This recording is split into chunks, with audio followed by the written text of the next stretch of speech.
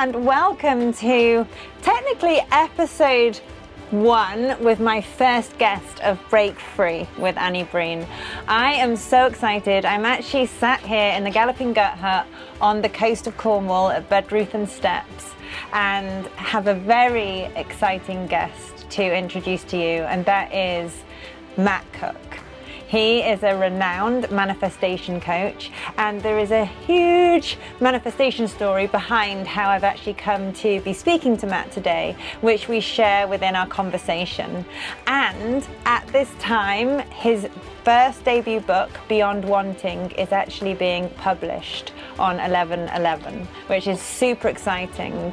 And today in our conversation, we talk about why wanting is a problem, how so many of us are stuck in scarcity and lack, and actually how to shift our beliefs and our perspective and break free from our conditioning so we can create the life that we love.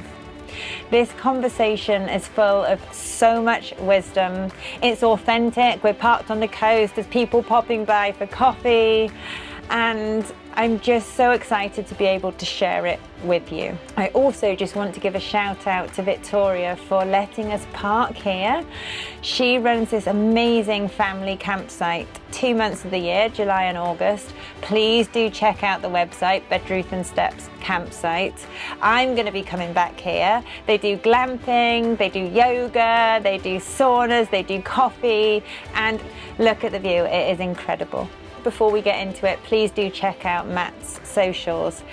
His content is practical, it's inspiring, and he's absolutely incredible at what he does. So check out his Instagram and his website, and please go and buy his book. It's incredible. Okay, so let's get into the conversation. So, hi Matt, welcome.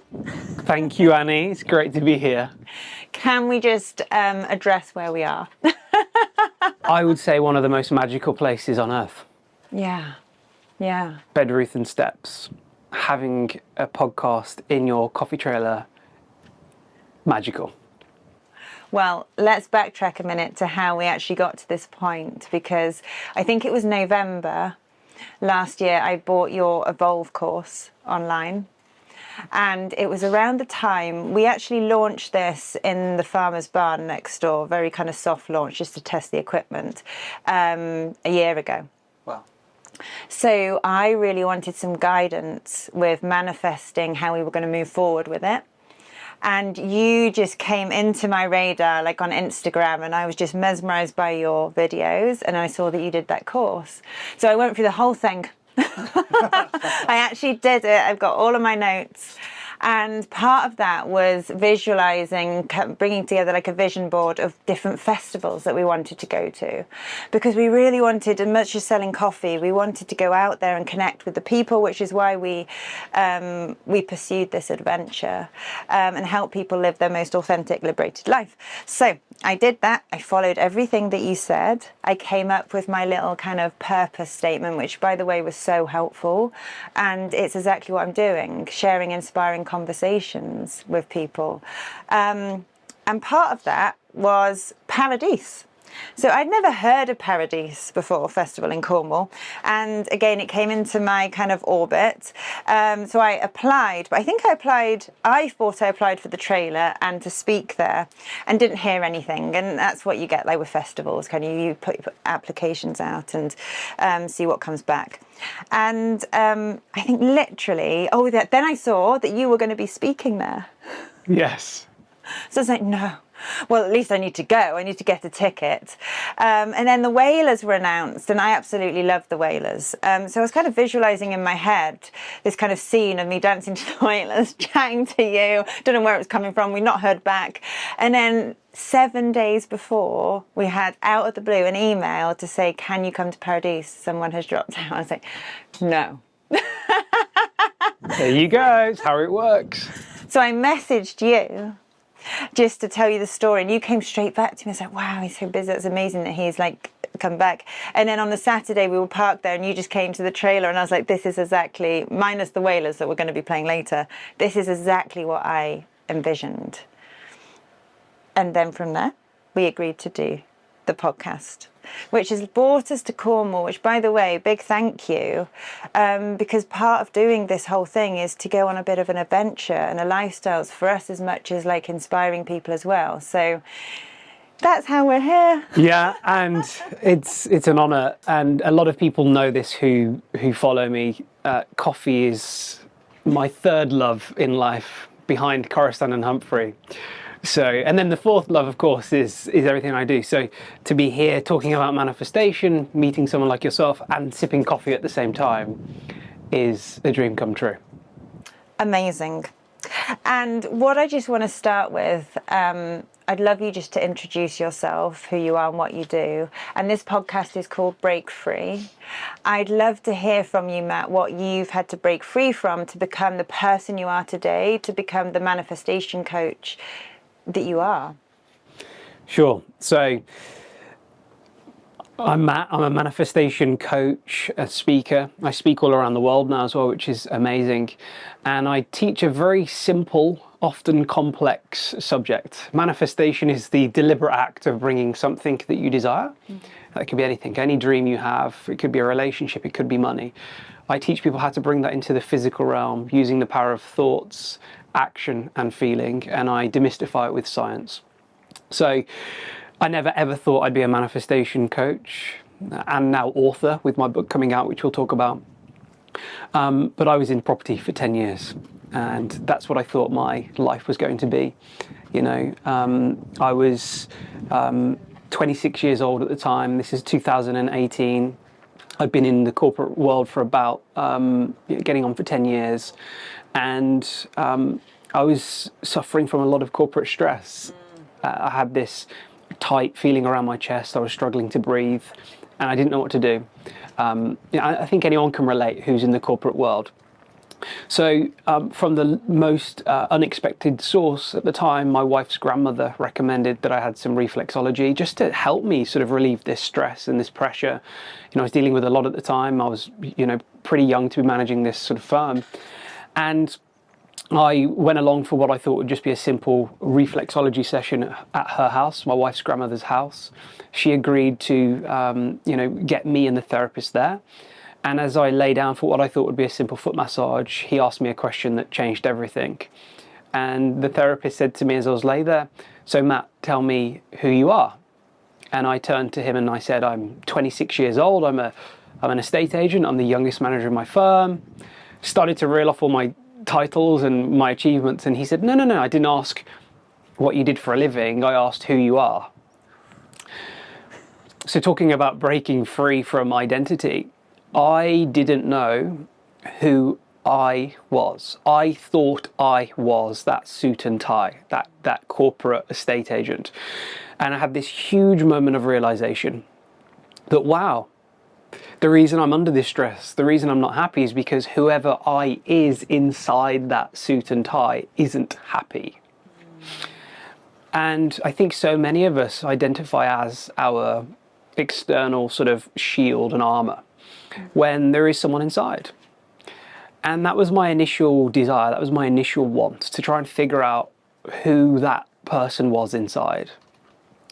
And I just knew that whoever he wasn't happy as an estate agent, wasn't happy in this corporate world, and wasn't happy with the prospect of 40 years doing that, trading time for money. So that's when I initially decided to start exploring alternative options to get out of the rat race, to break free from the shackles of what society had told me I should be doing. And, you know, instead of trying to make my dad proud, even though he wasn't giving me that recognition, I decided to make myself proud. And, you know, decided to try and somehow create freedom for my wife Coruscant and I. And I didn't know where to start. And I just started to explore online, and, you know, I was watching motivational videos to try and keep me sort of motivated in my corporate job, and started listening to Tony Robbins and Jim Rohn, and started to understand this concept of being able to work from anywhere in the world as long as you have a laptop and an internet connection. And that sounded interesting. And a lot of people know what happened next in February 2019. One evening, I had a completely unbelievable experience. I had a spiritual experience where I connected with my late mother, who passed over 18 months before that. I physically spoke to her one night, And that absolutely shattered my worldview. You know, I realized in that moment there's more to life than meets the eye. There is more to this physical world. I've literally spoken to my mother who's no longer here. So we'll go into this in a moment, but that's how it got me on this path to where I am now, from corporate Matt to then spiritual Matt. And that's sort of where it started. That's amazing. And I was just going to ask you, like, what were the shifts in the belief? I think you mentioned, and this is something that I can really relate to, and my community and audience and the people that I work with, is how we inherit certain conditioning and beliefs. So I think you said about your father's voice, or that inner voice, you're trying to please, not disappoint, and there was the switch between actually realizing it's you who you need to do right by and please and focus on. So tell me a little bit about those kind of shifts in beliefs, maybe how we can start to recognize them, because our unconscious programming, a lot of us don't realize that we're being run by thoughts, patterns, beliefs that aren't necessarily conscious unless we bring our awareness to it. And then maybe you can go into your philosophy about wanting and why that is a problem when so many of us are in lack, not feeling enough, being run by these kind of unconscious patterns. Yeah, it's a great question. I think firstly, the most powerful question we can always ask ourselves is, what do I want? Yeah. Now, of course, my book is called Beyond Wanting, and I'll talk about the whole phrase and what I mean by wanting. But wanting's a great place to start. But wanting represents what we haven't got, what we're in lack of. Wanting is the energy of not having. But we need to say, what do I want? Not the shell, not the conditioning, not societal. What do I want? And that's where we all have to start, this inner awareness of self. Whether you call that the soul, whether you call it consciousness, awareness, observation, whatever label you want to give it. I'll tell you one thing, the I is always seeking expansion, is always seeking freedom and liberation, excitement and passion, movement. That's what it is to be a soul. A soul doesn't like contraction. So whoever's listening to this, ask yourself that question. Is what you're doing right now lighting you up? Or do you feel heavy and dense and contracted? Because I think very simply, very quickly, you can discern whether you're in the right place. For me, at the time, I was in the wrong place because I felt contracted. I actually had a tight chest and I couldn't breathe. Yeah. So the very possibility of breaking free from that created excitement and passion and expansion. The truth is, though, I had no idea how I could possibly make money out of what I'd been conditioned through corporate. You know, I had a mortgage, I had debt up to my ears, I had cars on finance. There was no way I could just quit. But it starts with just possibility and intrigue. So I think it's interesting to understand this, that 95% of who we are by the age of 35, neuroscience tells us now, is a set of hardwired subconscious beliefs and patterns that run below our conscious awareness, that run the show. So we can have, a lot of the time, the conscious desire to change. I could have had that conscious desire to break free, but I'm up against a storehouse of conditioning telling me, no, Matt, no, to earn money, you've got to do this, 9 to 5. To earn money, you've got to do this. But that's not truth. That's just being conditioned through our repetition of our upbringing and our experience. So to get power back, we have to recognize that we are always in control. We're even in control of that program. It's just a little bit difficult to start with. So it starts with, Annie, it starts with that, and it starts with the awareness of I and what that I is truly seeking. Yeah. I think that's so interesting. It makes me think of letting go. Like, we hear this kind of bandied around so much, is we need to release those things that are holding us back, that are forcing us to be someone we're not, that's suppressing our spirit, our energy. But that's hard. Like, what would be your kind of thoughts? Tell me about, like, letting go and releasing, because it is so deeply entrenched in the fabric of our being. And what society says is right, good enough.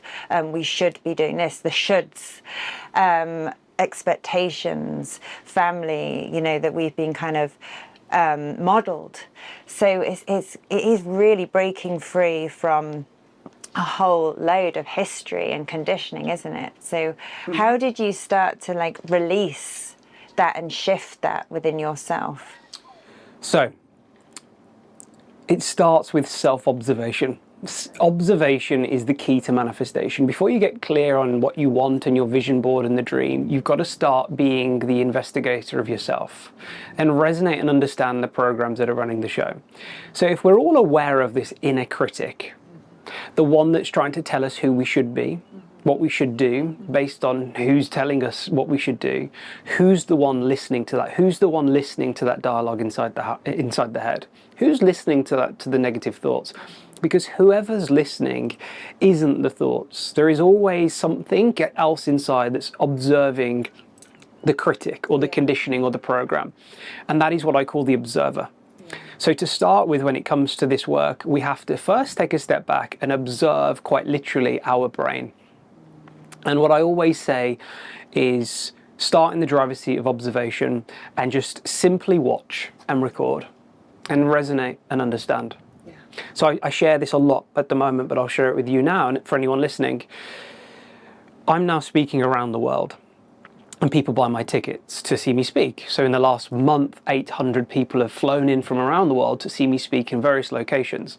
However, I've had a limiting belief that I've really had to work on, and I'm authentically sharing this, that people won't buy tickets to see me speak. Now, intellectually, that sounds crazy because I haven't got far from 1 million followers on all platforms. So you'd think logically, of course, someone's going to buy your tickets. But instead of like fighting that limiting belief, why don't I step back and try and understand it and try and resonate and at least understand where it may have come from? Well, if I look at my life and events in my life, family have always let me down. Whenever it comes to a wedding or a christening, there's always some family that have disappointed me in some way. So the repetition of that makes sense then. Now I'm at a point in my career where I'm speaking around the world and people are coming to my events. It makes sense that there'll be a voice in my head that says, you're going to be disappointed. Now, it's not true though. It's just presenting imagery from my past and my story. It doesn't mean that is true. So instead of fighting, we resonate and understand and go, I understand why you're playing. Thank you. Because what you're trying to do is protect me. That's all that voice in the head is trying to do, because it lives in the landscape of the past and the now. What it is actually afraid of is the unknown, which is the future. So that's where the logic and intellect and the conscious mind comes in really useful, because you can dissect it and understand it and go, okay, thank you, but actually we're going to rewire you. Yeah. So then what happens is, instead of that limiting beliefs, which is no one's going to attend my events, I catch it, watch it, resonate with it, and reframe it to every day in every way. Beautiful souls from around the world seek tickets to see me speak. And that there in the brain is called neuroplasticity, which means that at any age, you can rewire well-trodden pathways through repetition. They used to think the brain was primarily fixed at 21, but at any age now, you can rewire those paradigms and those thoughts. Now, you can't do that, though, unless first you sit in the self-observational seat and just watch your brain. And it's called your default mode network. It's going to light up different brain regions depending on what you're doing. So that limiting belief I wasn't even aware of until I started to then consider doing events. So wherever anyone is in their life right now, whatever change they're seeking, maybe it's someone in the rat race going, I'd love to get out. What they're going to see light up in their brain straight away is a limiting belief related to the idea of breaking free. Because the unconscious is always trying to keep you safe. Exactly. It's the familiar self, isn't it? Yes. And speaking for myself, also authentically sharing, I think I can get quite addicted to my familiar self. It's the known. Even though it's not comfortable, it's familiar. And actually going into the unknown, all that kind of stuff, I like the phrase new level, new devil. Like, or new level, old devil. Yeah. Because it brings up all the stuff that you need to look at in order to grow, expand and evolve. Similar to what children do, by the way. Yes. Right? And we'll come to fatherhood as well. Yeah. So, oh gosh, there's so much there. So going into the unknown, tell me about conscious manifestation and kind of unconscious manifestation, because we're always manifesting. And something that I've noticed, and again just authentically sharing, is we sold our house to do this project, to renovate the trailer, with a really strong intention to change our lifestyle for the good and help others. If we really boil it down, it's just to keep it simple. That's what we wanted to do. Desire, not want. There's a healthy want though, which we can talk about. Yeah. And interestingly, through the process of doing it, it has been quite stressful. So I think, both me and Dan have been functioning from this fight or flight, which has become the norm, the familiar. So although we're actually progressing and we are achieving and we're trading and we're going out there, the soul, I think, is a bit suppressed and tired. It's contracted, like you were saying. So the bigger mission, which is a much more spiritual one and energetic, more of a movement of who we are, and kind of expanding our resources and gifts rather than just selling coffee, maybe isn't getting the attention right now. And what I've noticed is kind of being, until today, is being stuck in this cycle where you're kind of stuck in this stress response. You're moving forward, but it's not feeling fulfilling in the way that maybe it should. But well, that's because firstly the ego, and I'm not saying you have an ego. We all have an ego, which is the the intellect and the conscious mind. It's always striving for something else. So you've said a few things there which we can unpack. Firstly, this was a conscious manifestation which is fulfilled, but now of course the bigger mission is not fulfilled. So of course we get stuck constantly in this separation. So the man who loves walking will always walk further than the man who loves the destination.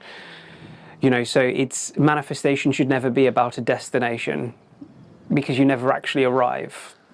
It's always about the journey. Try and see the destinations as checkpoints along the way, because the more you fall in love with the journey, the quicker the destinations will arrive, because of the whole energy around happiness and excitement for what is versus a lack and separation for what isn't. So to answer your question coming backwards though, conscious manifestation. Well, every single human being is in a state of manifestation. When I first heard the concept that manifestation is the ability to bring something into your physical world, I thought, nonsense. I didn't buy it. I was a traditional guy. I thought you had to work hard to make money and success. And I sort of thought, really, I sort of had this idea of like this genie in a bottle granting wishes. It's not that. There's science to it. And when I started hearing about the law of attraction and that like attracts like, because I'd connected with my mum and I knew that there was more to reality than meets the eye, I started to explore quantum mechanics and quantum physics. And just very simply, if you break down everything to its physical form, even this trailer, even our human bodies, we arrive at the atomic level, atoms. And they're very predictable. They're made of everything we can see. But when we go below an atom and we start to say, okay, well, what are these atoms made from? They're made from subatomic particles. And why they're really interesting, Annie, is because they don't appear in one state as a fixed location. They're constantly popping in and out of space. So they're only in one sort of fixed location when you as an observer is observing these particles. The moment your observation moves, it disappears and instantly reappears wherever you're observing.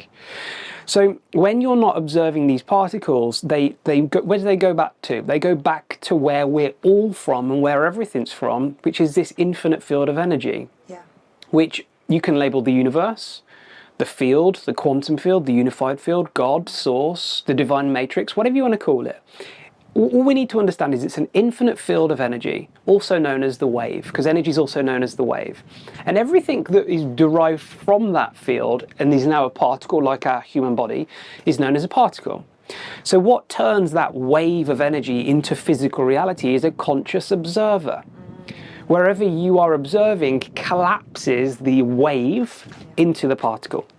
So the reason I say we're always in a state of manifestation is because manifestation is turning an infinite field of energy, which is always moving at different frequencies, and frequency carries information. It's collapsing that energy into the physical world. Now, most people's observation of reality is rooted in lack, rooted in trauma, rooted in suffering, rooted in what they haven't got. right? So what they're unconsciously doing is collapsing that energy into their physical world, and then they continue seeing these patterns in their life. What I help people do is become, instead of the majority of the planet unconsciously manifesting, and some are very good, by the way, at unconsciously manifesting. When you become a conscious manifester, what you do is you understand what I've just said, you get clear on your future, and you rehearse it, and you see it as if it's already done. And then you start to see the synchronicities unfolding because you're observing reality from a different lens. Instead of observing what you haven't got, you're observing what you have as if you already have, and then that's what turns that energy into matter, and that's manifestation. So just taking a pause in this conversation to let you know that you can get your first bag of Exhale when you subscribe for 50% off. And I think you probably know how much I love this coffee. It is incredible. I'm a certified nutritional therapist and I wouldn't drink anything else. This is a coffee that loves you back. It nourishes your nervous system, your gut, and is full of phytonutrients and antioxidants. So it really is giving back, not just depleting you. And at the Galloping Gut Hut, we wouldn't serve anything else. So please go to the link in the show notes and subscribe and get 50% off your first bag. Amazing. The way I understand it from what you're saying is embodiment is manifestation, isn't it? So it's embodying that version of you that already has the thing or the state. So to feel gratitude, to feel abundant, to feel free, to feel freedom. Is that right? Is it embodying it? Yeah. Now? Yeah, it's exactly what it is. I think the analogy I use is, I want someone listening to this just to think for a moment about something that they want, something that they're in lack of right now in their life, okay? And then I want you to imagine looking into a mirror. Yeah. If you look into a mirror with a sad face because you want happiness, that mirror is going to only reflect a sad face. But how many people are caught waiting for the reflection outside of them to change to then be happy? Doesn't work like that, because if you wait for the mirror to change, you'll be waiting a long time. The moment you smile, the mirror instantaneously reflects a smile. That is the unified field. It always says yes to who you're being because it is a mirror. You're creating your reality based on your observation in that mirror. So if you want happiness, be happy. If you want more money, be abundant. And I'm not saying, because someone might say, well, how can I be abundant without money? Well, what are you good at? What's your knowledge? Can you be abundant with your time? Yeah. If you be abundant, you will attract abundance. It is, I know the science, it is a mirror. So to answer your question, it's the full embodiment, yes, of the state of being, of already having. Now, people struggle with that, Annie, though, because they say, how can I embody a future version of myself that's so far out from where I am now? How can I do that? Two ways. Firstly, if you don't believe it, you're going to have a hard time really embodying it. So why not reverse engineer down that manifestation to a step that feels closer to you to embody? If you're looking to manifest a relationship, but you subconsciously feel so unworthy and so unloved, trying to pretend that you're in a relationship ain't going to work. Exactly. However, trying to adopt more of a state of being of just feeling a little bit more love for yourself and feeling a little bit more grateful for what life is slowly changing that reflection in the mirror. And then actually, interestingly, scientifically, if someone slows down their brainwaves in a meditation or even when we sleep, and we go from beta brainwaves down to alpha, which is the first level of the subconscious, and down to theta, the brain subconsciously does not know the difference between what's a dream and what's real. It doesn't. So if someone's rehearsing whatever it is, when I say rehearse, I mean visualize. Yeah. If someone's visualizing their future in a meditation, their body reacts emotionally as if it's already happening. But you have to get past the analytical part of your brain, which questions and reasons and says, no, no, it's not. That's it, because I know I can speak for myself and a lot of my audience and clients is that logically they understand, they get it, they know what they want, but from a kind of embodiment point of view, they're still stuck in these cycles of lack. Interestingly, when I was in Glastonbury, I went for a massage. It was a market I didn't want to spend too much. I didn't know if I could just book in. So she was doing just drop in. And she said, do I have permission to do some energy work? I was like, yeah. Glass of me. And she released some tension in the body. But at the end, she just said, you're going to have to let go of that thing you're holding on to. Otherwise, it's going to keep coming back. I was like, right. Which one of those things is that? I was like, okay. And then she said, you just need to do what makes you feel good. And it was that simple, because then I can feel that in my body. All the self-talk or the limitations of why that could be selfish or what, I guess that kind of shines a light on what you need to release, right? Because surely that's what we're here for, is to do what makes us feel good, knowing that that ripples out. Because when we treat ourselves with love and care and we do what makes us feel good, that does have an effect on everyone else. Obviously, if the intention is there to be a kind person and a good person. And what I just wanted to ask you on what you were saying is, I work with a lot of people that have really kind of justifiable reasons to why this could be really hard. You know, I really like the phrase despite it all. Like, what can you do despite it all? Whether they're at home, they don't have much support, they've got children with extra needs, they're stuck in kind of trauma and old patterning. What does that rehearsal, what do those steps look like for someone that are just taking those small steps to rehearse just loving themselves a little bit more, or breaking free from these kind of old ways into creating and attracting more of what they... Yeah, it's a really great question. I think a lot of people can relate to what you've just said. But again, the ego comes in and says, if I'm not focusing on my dreams, it's not going to happen. But the truth is, I believe that dreaming smaller manifests faster, right? So even a simple practice every day of gratitude, meditation, a guided meditation, despite the circumstance, everyone has for free, despite finances, despite trauma, the ability to slow down, sit in a meditation, follow a guided meditation and rehearse possibility and rehearse and visualize something. Just dream. And it starts as simple as that. One of my mottos in life is just keep it simple. Yeah, I love that. Just keep it simple. You know, my routine every morning is to meditate, journal. Journaling's my war room. People say don't be negative. Be negative. Get it out onto paper. If you're going through a hard time, write. Julia Cameron has this famous practice called morning pages. And essentially all it is you start with an empty journal and you commit every day to writing a minimum of 3 pages in that journal. So I think anyone who's going through trauma, struggling in any form, it's a great place to start. A free-flowing stream of consciousness writing. Get it out.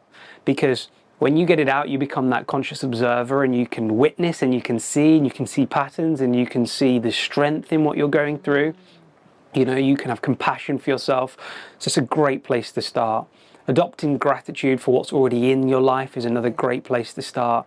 And just being that observer over your brain as well. So that's what I'd recommend to people. Just start small. And as they start falling in love for that practice and that new routine, they will see synchronicity in their life.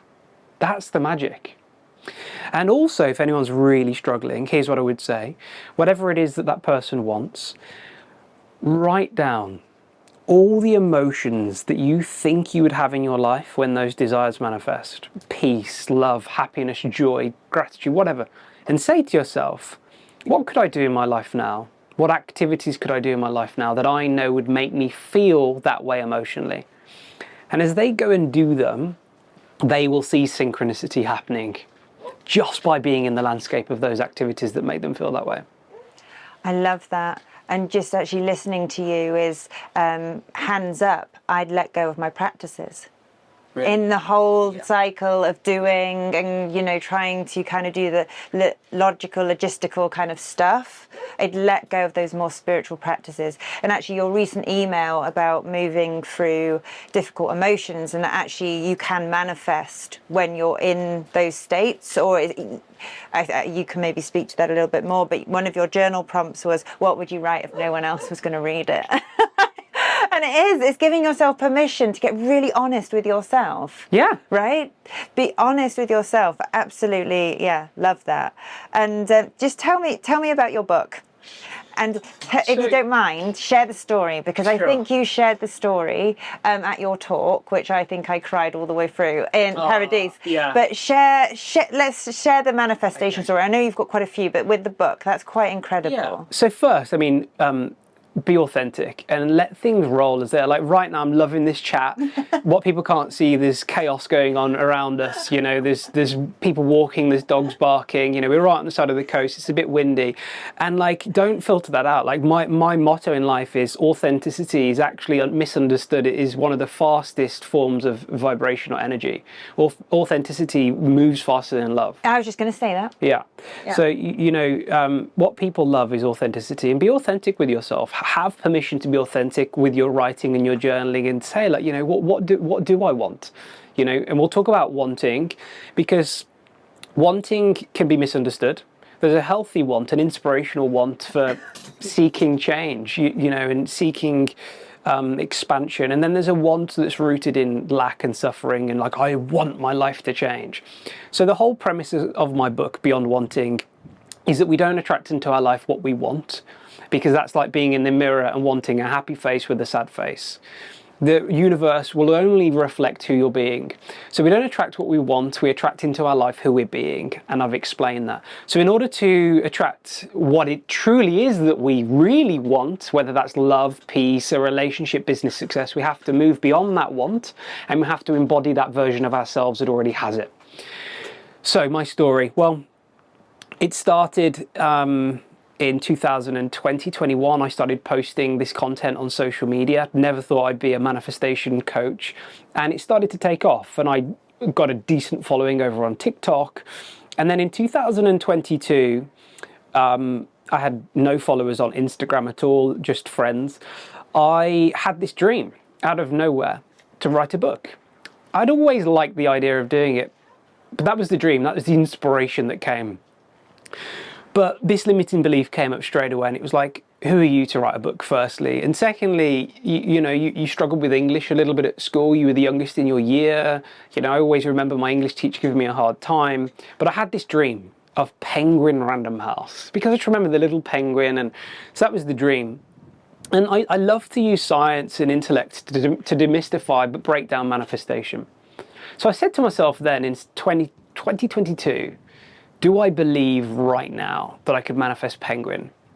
I knew it already existed, but I didn't believe from where I was, I could focus solely on that. And that's the problem, Annie. People often are here and they focus on that big goal, and the lack and the separation between the 2 points creates a form of anxiety.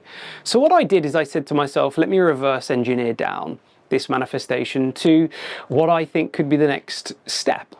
So it made sense to me that really now, to get a publishing house like Penguin, especially the largest in the world, you could do with an agent to represent you, to negotiate on your behalf.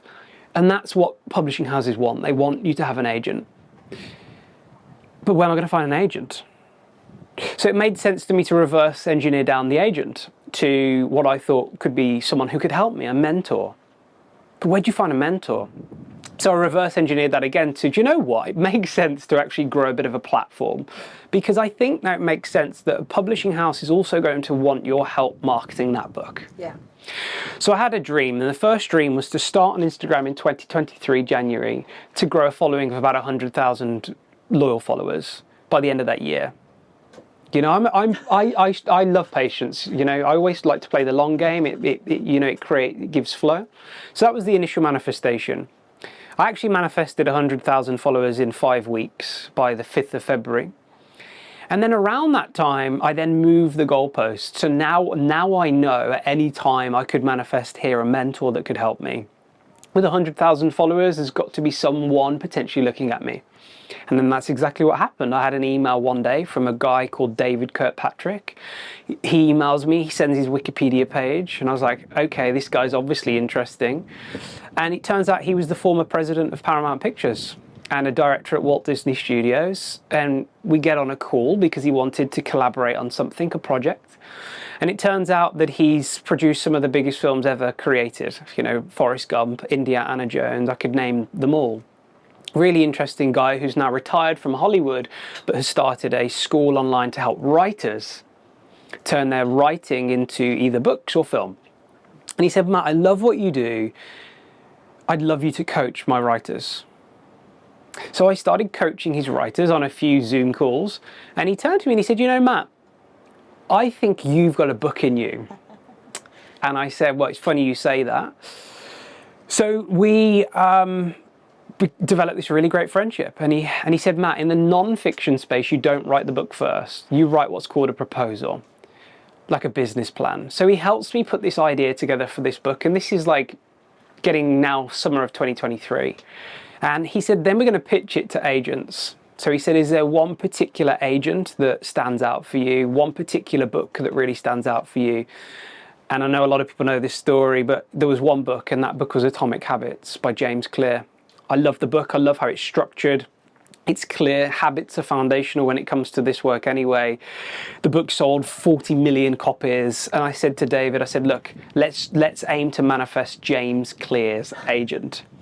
So we pitched the proposal to James's agent, and very quickly, actually, we got a very polite rejection email.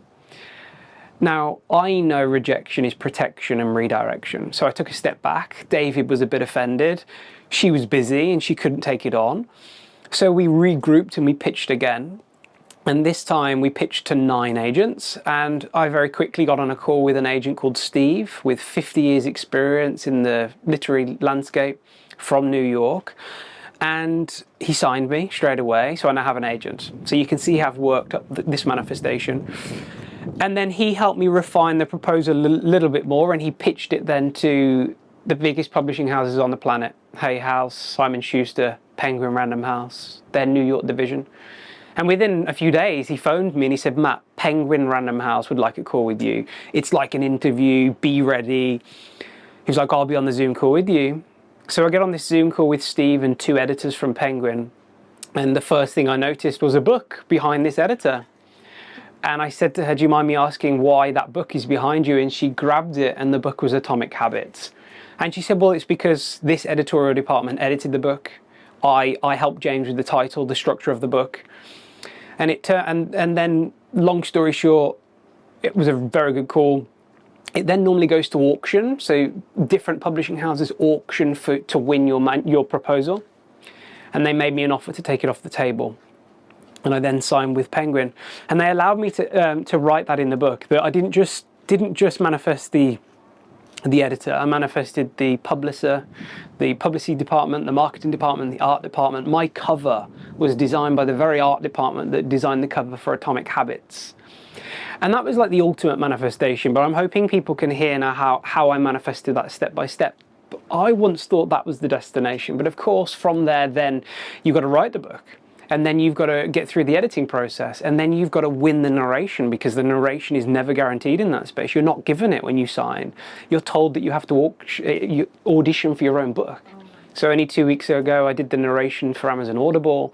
And now, of course, you know, it's being published, and so the journey never ends, you see. But that's how I manifested it. I absolutely love that story. And I do just want to ask you about fatherhood before we end, but could you just, off the back of that, just tell us about signs?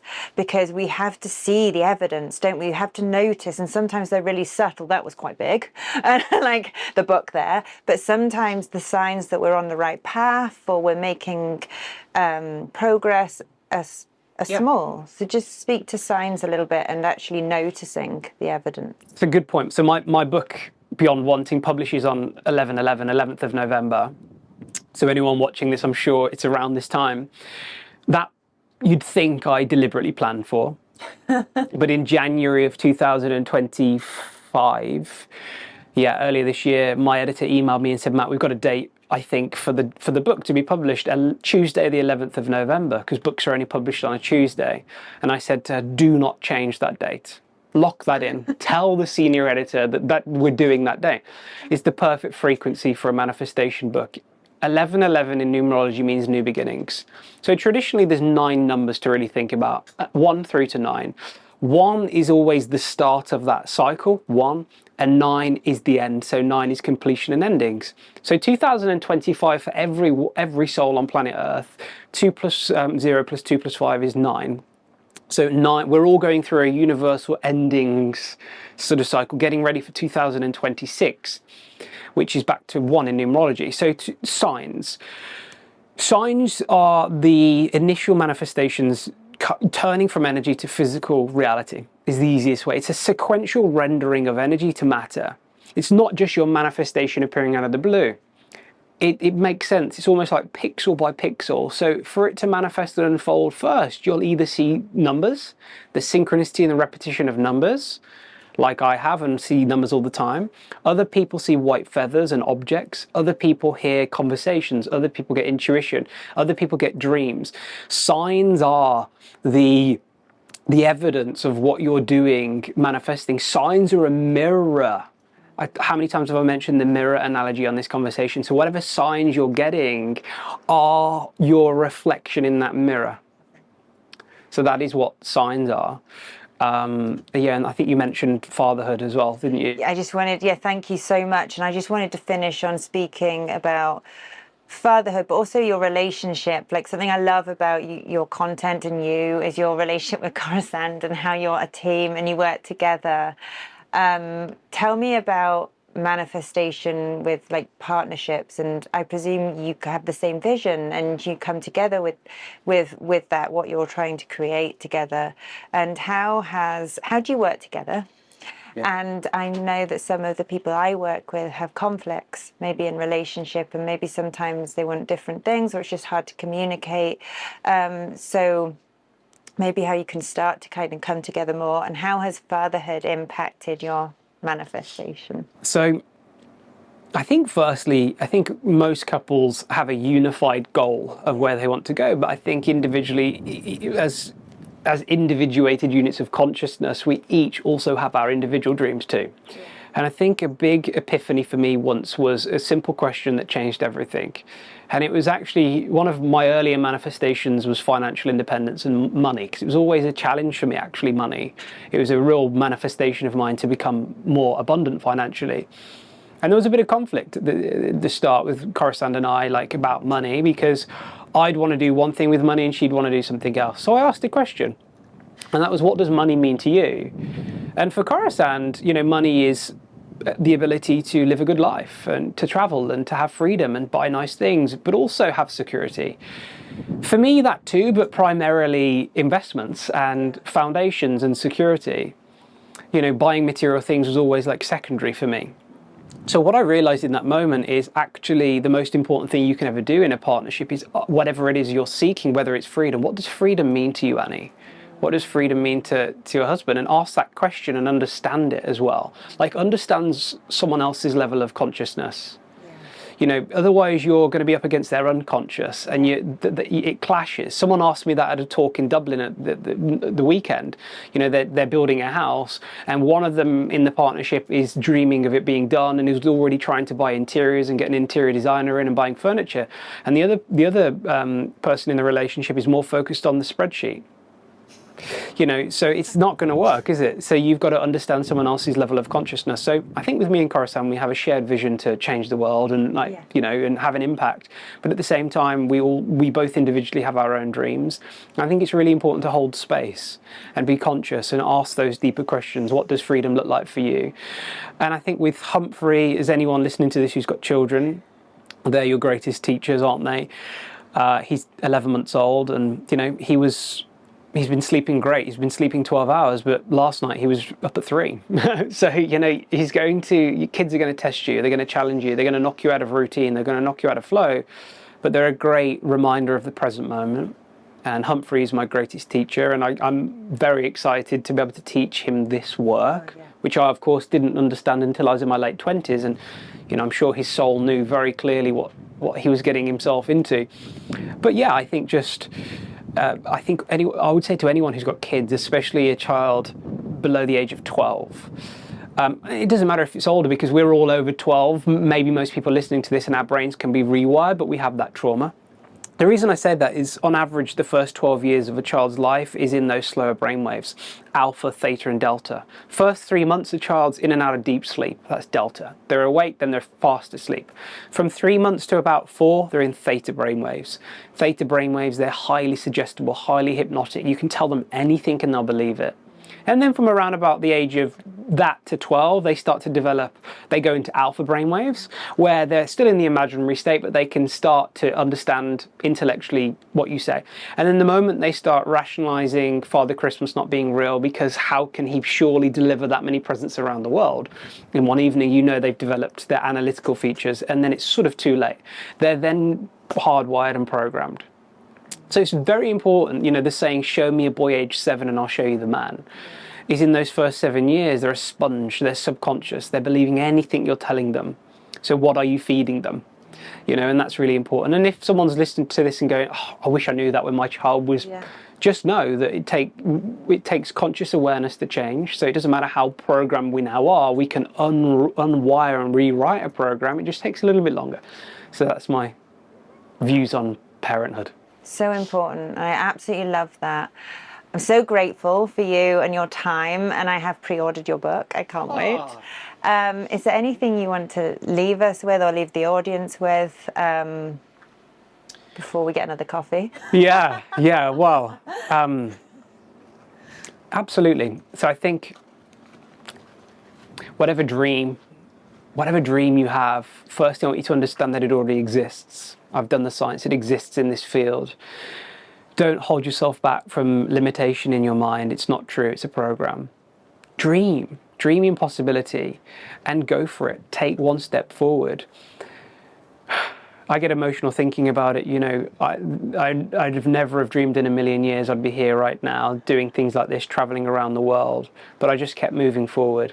And for anyone who buys my book, I'll be honest, look, I think a lot of people write a book for just writing a book and say they've written a book. For me, I took my time writing it. It took me nearly a year to write it. I wanted it to be an all-encompassment of everything I know. It's the book that I wish existed when I was at my hardest moments in 2018, when I quit my corporate job. It's not just a book, it's a journey, it's a practice. There's a practice at the end of every single chapter. And my goal with that book was to take someone from a state of wanting and hoping to understanding the science behind it, and then moving beyond that into the state. So that's my goal, that everyone reads that book and they fully get it, they fully understand it, they understand how to visualize, they understand how to get clear, they understand on how to take that next step, and they can cherish it, write in it, and then pass it along to others, because that's my dream, to help people from all around the world create their best life. It's been written with your soul, I can tell, and thank you. Thank you. Thank you, Annie. Aww. Thank you. Thank you so much. Thank you, you're welcome. Break free with Annie Breen, the father rules, and leave your dreams.